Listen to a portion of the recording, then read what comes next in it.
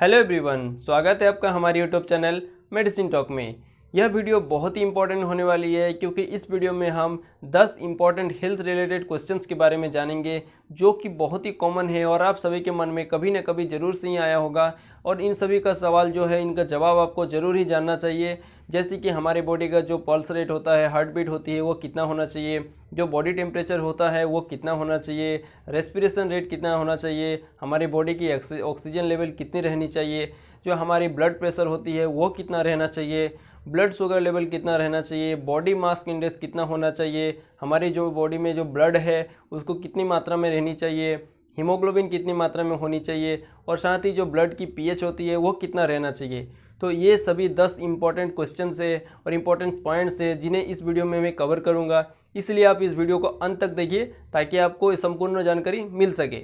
और इसी तरह के नॉलेजेबल वीडियो पाने के लिए आप हमारे चैनल मेडिसिन टॉक को जरूर से सब्सक्राइब कर ले। तो चलिए शुरू करते हैं।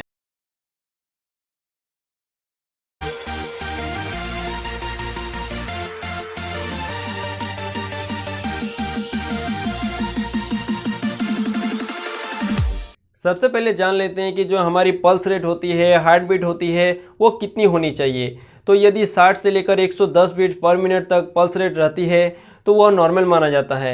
और इसकी जो एवरेज वैल्यू होती है वो होती है 72 बीट्स पर मिनट। लेकिन यदि 60 से लेकर 110 तक भी इसकी वैल्यू होती है तो भी यह नॉर्मल माना जाता है। अगली बात यह है कि हमारी बॉडी टेम्परेचर कितनी होनी चाहिए। तो हमारी जो बॉडी टेम्परेचर होती है वह यदि 97.5 डिग्री फ़ारेनहाइट से लेकर 99 डिग्री फ़ारेनहाइट तक रहती है तो उसे नॉर्मल माना जाता है। और यदि किसी व्यक्ति को 99 डिग्री फ़ारेनहाइट से अधिक टेम्परेचर है बॉडी का तो हम जानेंगे कि उस व्यक्ति को फीवर आई हुई है।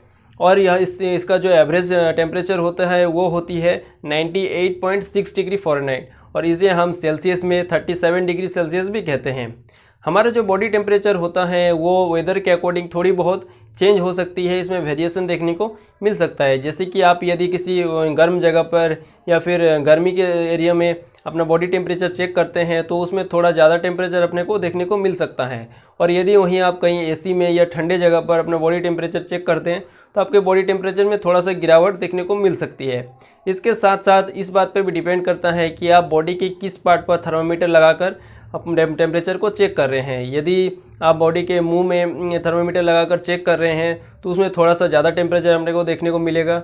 वहीं आप इसी बगल पे लगाकर टेम्परेचर चेक कर रहे हैं तो अब उसको थोड़ा सा कम टेम्परेचर देखने को मिल सकता है। जान लेते हैं हमारी बॉडी की जो रेस्पिरेशन रेट होता है वो कितना होना चाहिए, यानी जो बॉडी की सांस लेने की गति होती है वो कितना होता है। तो वह 12 से लेकर 20 तक नॉर्मल माना जाता है। और यदि 20 से अधिक 20 से 24 तक रहती है तो इसका मतलब होता है कि व्यक्ति को सांस लेने में दिक्कत आ रही है और ऐसे कंडीशन में व्यक्ति को अलर्ट रहने की आवश्यकता होती है।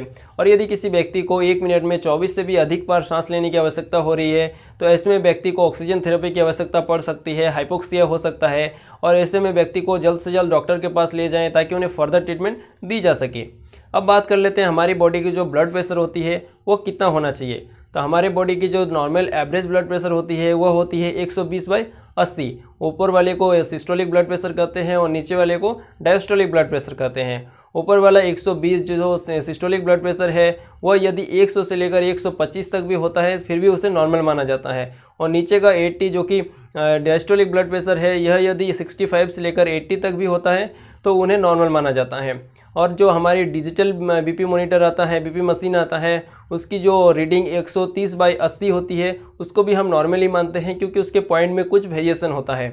और साथ ही साथ यह इस बात पर भी डिपेंड करता है कि आप किस कंडीशन में ब्लड प्रेशर को चेक कर रहे हैं। जैसे कि आप यदि एक्सरसाइज करके आए हैं, सीढ़ी चढ़ के आए हैं या फिर बहुत ही ज़्यादा काम करके आए हैं तो ऐसे कंडीशन में यदि आप ब्लड प्रेशर चेक करते हैं तो आपको थोड़ा ज़्यादा ब्लड प्रेशर देखने को मिल सकता है। और यदि आप सोकर उठकर ब्लड प्रेशर चेक करते हैं, सोने के बाद ब्लड प्रेशर चेक करते हैं तो आपको अपने ब्लड प्रेशर में थोड़ी कम रीडिंग मिल सकती है। नेक्स्ट जान लेते हैं कि हमारी बॉडी की जो शुगर लेवल होती है वो कितनी होनी चाहिए। तो जो फास्टिंग में शुगर लेवल चेक की जाती है तो उसमें 70 से लेकर 100 तक नॉर्मल माना जाता है और 100 से 125 तक प्री डायबिटिक माना जाता है। और यदि 125 से भी अधिक हो तो उसे डायबिटिक माना जाता है। और जो खाना खाने के 2 घंटे के बाद टेस्ट ली जाती है उसमें 70 से लेकर 140 तक नॉर्मल माना जाता है। अब नेक्स्ट जान लेते हैं कि हमारी बॉडी की जो ऑक्सीजन लेवल होती है वो कितनी रहनी चाहिए। अभी कोविड के सिचुएशन में ऑक्सीजन लेवल को मेंटेन रखना और इसको बार बार समय समय पे चेक करना बहुत ही आवश्यक हो गया है। तो ऐसे में जो हम ऑक्सीजन लेवल चेक करते हैं जिसे SpO2 कहते हैं, और जो पल्स ऑक्सीमीटर के थ्रू हम अपना ऑक्सीजन लेवल चेक करते हैं उसे ऑक्सीजन सेचुरेशन लेवल भी कहते हैं। तो ऐसे में जब ऑक्सीजन लेवल यदि 94% से लेकर 100% तक रहे तो उसे नॉर्मल माना जाता है, और यदि 94% से कम यानी 94 से लेकर 90 के बीच में रहती है तो उसे ऑक्सीजन लेवल थोड़ी सी कम रहती है, तो इसमें डॉक्टर से संपर्क करना चाहिए और थोड़ा पेशेंट को अलर्ट रहना चाहिए। और यदि किसी पेशेंट का ऑक्सीजन लेवल 90% से भी नीचे गिर जाए तो उन्हें जल्द से हॉस्पिटल में शिफ्ट करना चाहिए, क्योंकि उन्हें ऑक्सीजन थेरेपी की आवश्यकता पड़ सकती है।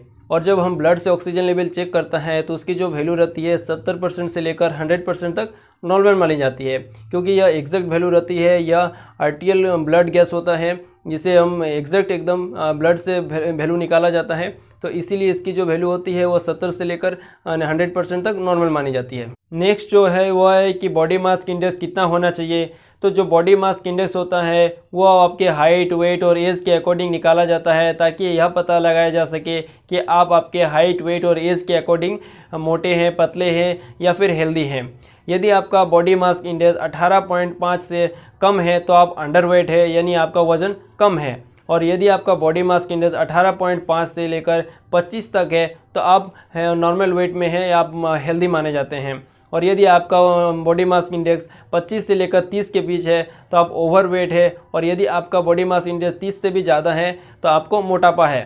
अब जान लेते हैं हमारी बॉडी में हीमोग्लोबिन कितनी होनी चाहिए। तो जो हीमोग्लोबिन होती है वो मेल में 13.5 से लेकर 17.5 तक नॉर्मल मानी जाती है, और हीमोग्लोबिन यदि मेल में 13 भी रहती है तो फिर भी नॉर्मल ही मानी जाती है। हीमोग्लोबिन फीमेल में थोड़ी कम रहती है, तो फीमेल में हीमोग्लोबिन यदि 12.5 से लेकर 15.5 तक रहती है तो नॉर्मल मानी जाती है। अब नेक्स्ट बात यह है कि हमारी बॉडी में जो ब्लड होती है वो कितनी मात्रा में होनी चाहिए। तो जो ब्लड होती है वो मेल में 5 लीटर से लेकर 6 लीटर तक होनी चाहिए, और फीमेल में ब्लड थोड़ी ½ लीटर कम होती है तो उनमें 4.5 से लेकर 5.5 लीटर होनी चाहिए।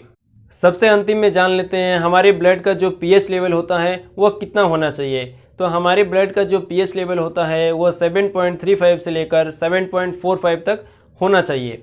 तो यह थी 10 इंपॉर्टेंट हेल्थ रिलेटेड क्वेश्चंस और उनके आंसर।